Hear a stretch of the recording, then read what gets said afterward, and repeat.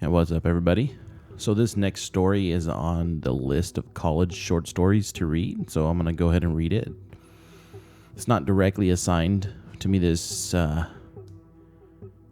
so far anyway, but I'm trying to find stories that you guys out there, you college students, are looking for.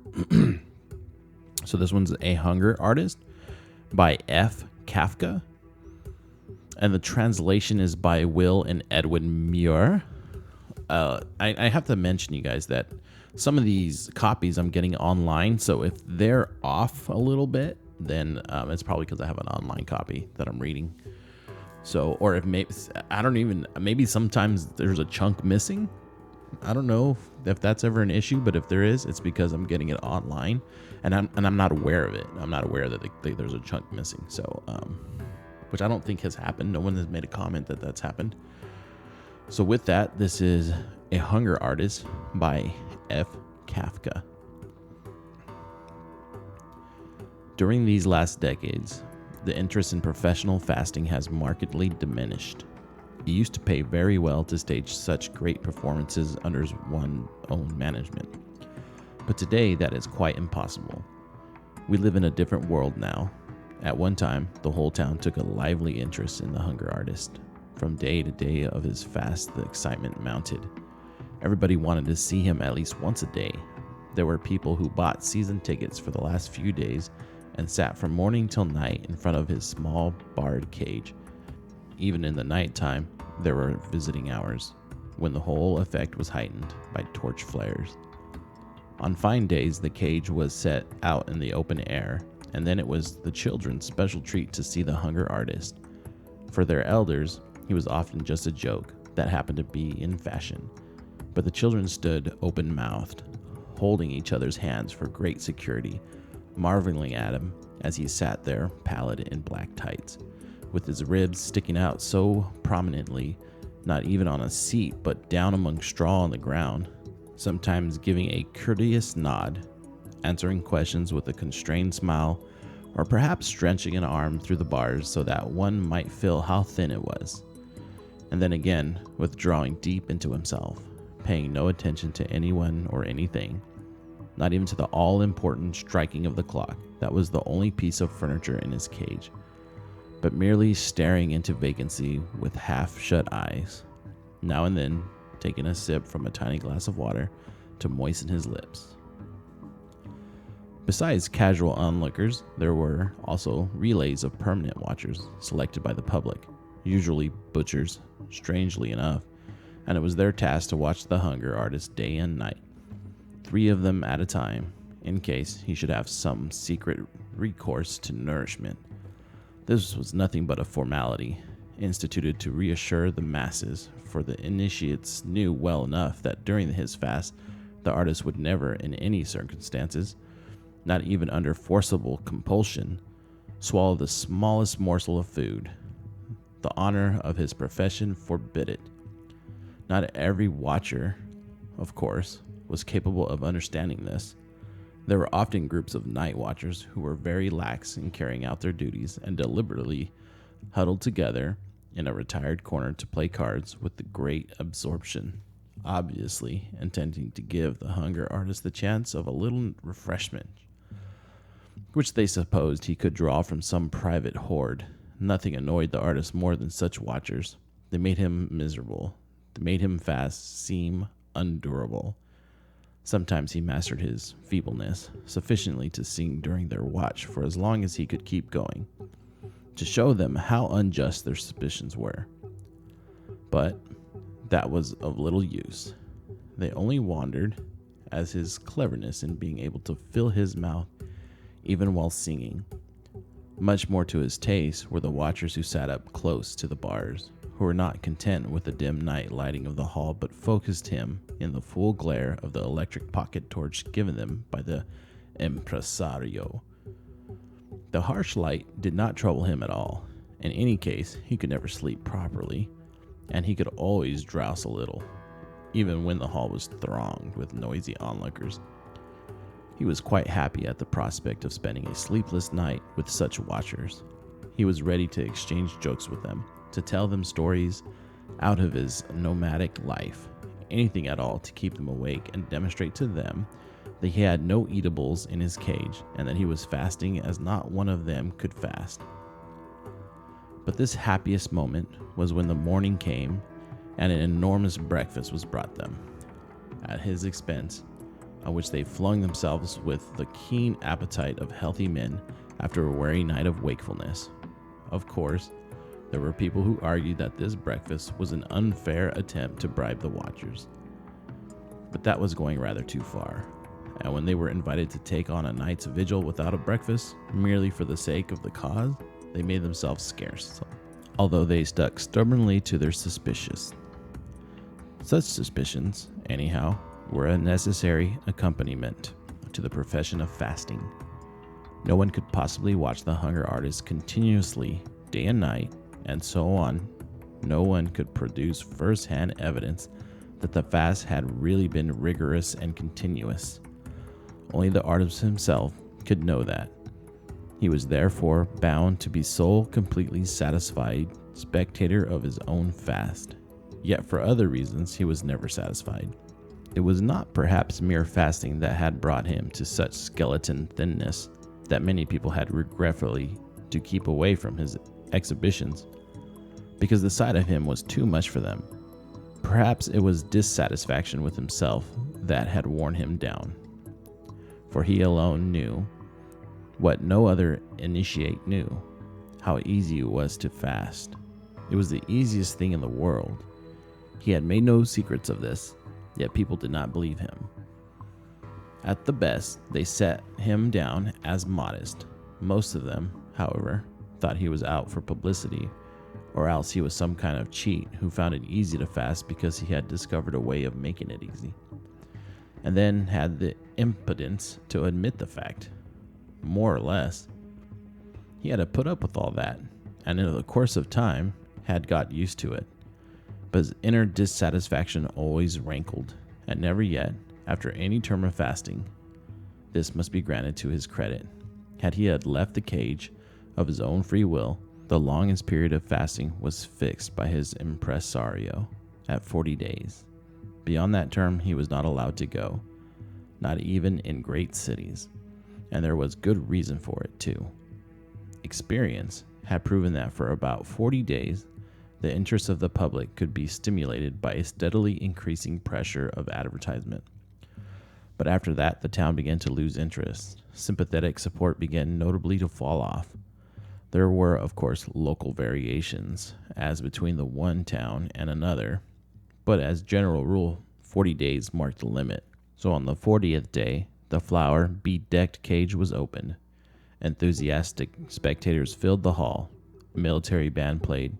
2 doctors entered the cage to measure the results of the fast, which were announced through a megaphone, and finally 2 young ladies appeared, blissful at having been selected for the honor, to help the hunger artist down the few steps leading to a small table on which was spread a carefully chosen, invalid repast.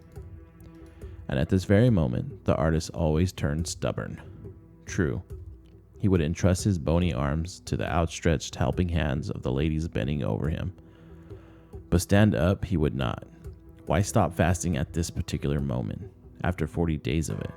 He had held out for a long time, an illimitability long time. Why stop now, when he was in his best fasting form, or rather, not yet quite in his best fasting form? Why should he be cheated of the fame he would get for fasting longer, for being not only the record hunger artist of all time, which presumably he was already, but for beating his own record by a performance beyond human imagination?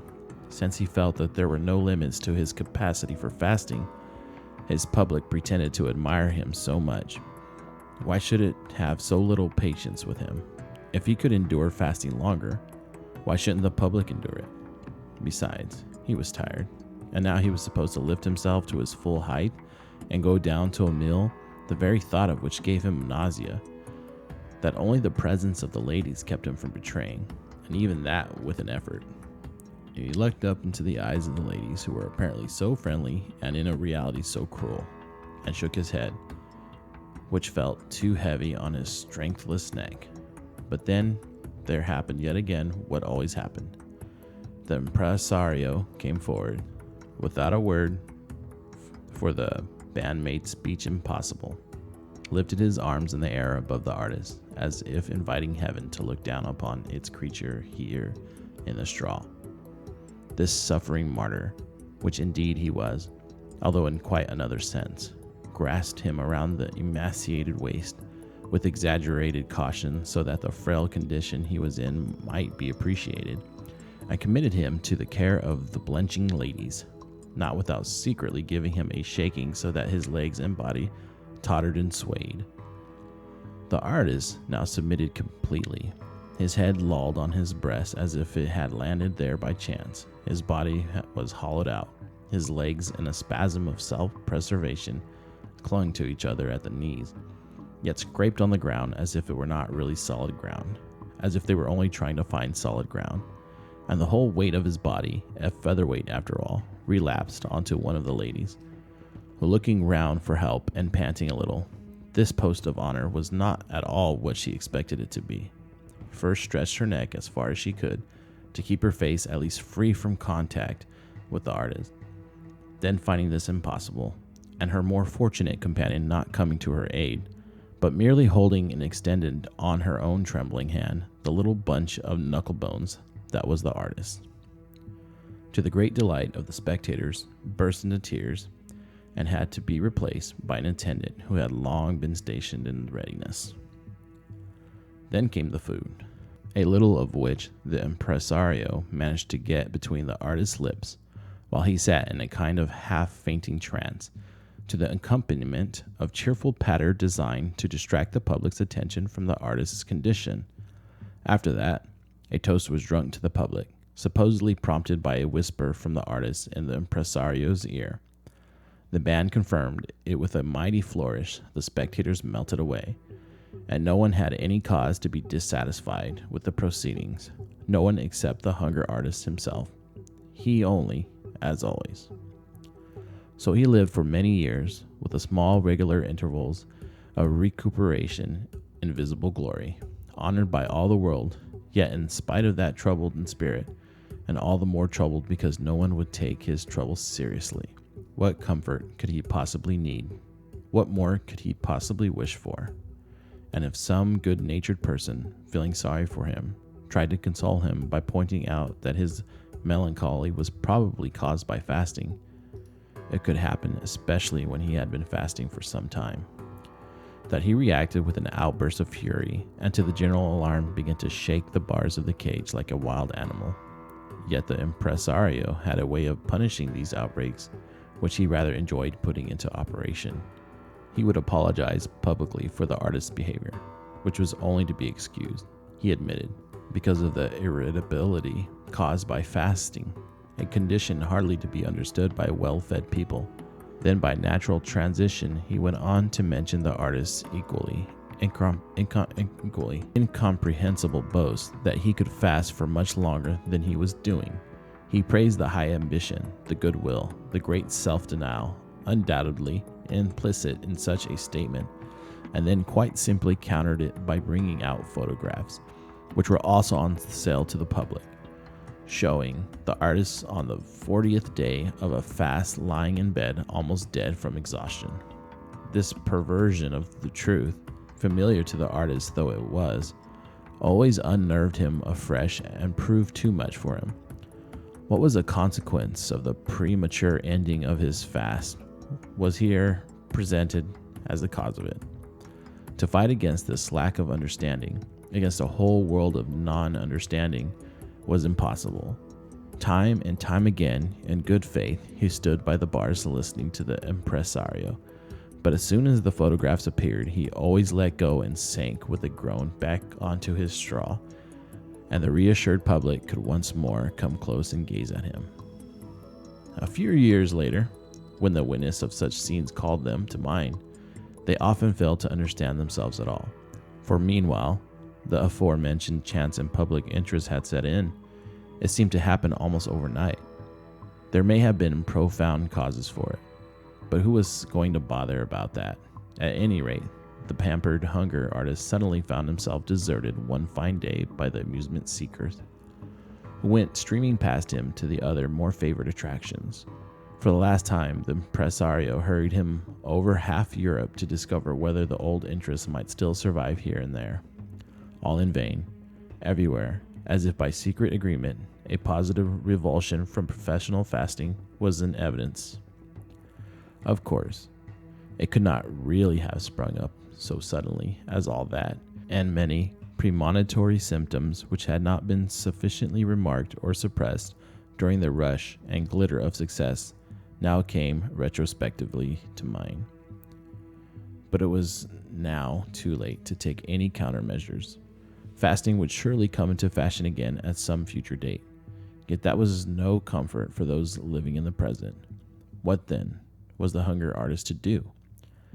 He had been applauded by thousands in his time and could hardly come down to showing himself in a street booth at the village fairs. And as for adopting another profession, he was not only too old for that, but too fanatically devoted to fasting. So he took leave of the impresario, his partner in an unparalleled career, and hired himself to a large circus. In order to spare his own feelings, he avoided reading the conditions of his contract. A large circus, with its enormous traffic and replacing and recruiting men, animals, and apparatus, can always find a use for people at any time, even for a hunger artist, provided, of course, that he does not ask too much. And in this particular case, anyhow, it was not only the artist who was taken on, but his famous and long-known name as well. Indeed, considering the peculiar name of his performance, which was not impaired by advancing age, it could not be objected that here an artist past his prime, no longer at the height of his professional skill, seeking a refuge in some quiet corner of a circus. On the contrary, the hunger artist averred that he could fast as well as ever, which was entirely credible. He even alleged that if he were not allowed to fast as he liked, and this was at once promised him without more ado, he could astound the world by establishing a record never yet achieved. A statement which certainly provoked a smile among the other professionals, since it was left out of the count the change in public opinion, which the hunger artist in his zeal conveniently forgot. He had not, however, actually lost his sense of the real situation, and took it as a matter of course that he and his cage should be stationed, not in the middle of the ring as a main attraction, but outside near the animal cages, on a site that was, after all, easily accessible. Large and gaily painted placards made a frame for the cage and announced what was to be seen inside it. When the public came thronging out in the intervals to see the animals, they could hardly avoid passing the hunger artist's cage and stopping there a moment. Perhaps they might even have stayed longer, had not those pressing behind them in the narrow gangway, who did not understand why they should be held up on their way towards the excitements of the menagerie, made it impossible for anyone to stand gazing quietly for any length of time. And that was the reason why the hunger artist, who had of course been looking forward to these visiting hours as the main achievement of his life, began instead to shrink from them. At first he could hardly wait for the intervals. It was exhilarating to watch the crowds come streaming his way, until only too soon, not even the most obstinate self-deception clung to almost consciously could hold up against the fact. The conviction was borne in upon him that these people, most of them, to judge from their actions, again and again, without exception, were all on their way to the menagerie. And the first sight of them from the distance remained the best, for when they reached his cage, he was at once deafened by the storm of shouting and abuse that arose from the two contending factions, which renewed themselves continuously, of those who wanted to stop and stare at him. He soon began to dislike them more than the others, not out of real interest, but only out of obstinate self-assertiveness, and those who wanted to go straight on to the animals. When the first great rush was past, the stragglers came along, and these, whom nothing could have prevented from stopping to look at him as long as they had breath, raced past with long strides, hardly even glancing at him, in their haste to get to the menagerie in time. And all too rarely did it happen that he had a stroke of luck, when some father of a family fetched up before him with his children, pointed a finger at the hunger artist, and explained at length what the phenomenon meant, telling storied of earlier years when he himself had watched similar but more thrilling performances, and the children, still rather uncomprehending, since neither inside nor outside school had they been sufficiently prepared for this lesson. What did they care about fasting? Yet showed by the brightness of their intent eyes that new and better times might be coming. Perhaps, said the hunger artist to himself, many a time, things could be a little better if his cage were set to not quite so near the menagerie. That made it too easy for people to make their choice, to say nothing of what he suffered from the stench of the menagerie, the animals' restlessness by night, the carrying past of raw lumps of flesh for the beasts of prey, the roaring at feeding times, which depressed him continuously. But he did not dare to lodge a complaint with the management. After all, he had the animals to thank for the troops of people who passed his cage, among whom there might always be one here and there to take an interest in him. And who could tell where they might seclude him, if he called attention to his existence and thereby to the fact that, strictly speaking, he was only an impediment on the way to the menagerie. A small impediment, to be sure, one that grew steadily less. People grew familiar with the strange idea that they could be expected, in times like these, to take an interest in a hunger artist, and with this familiarity, the verdict went out against him. He might fast as much as he could, and he did so, but nothing could save him now. People passed him by. Just try to explain to anyone the art of fasting. Anyone who has no feelings for it cannot be made to understand it. The fine placards grew dirty and illegible. They were torn down.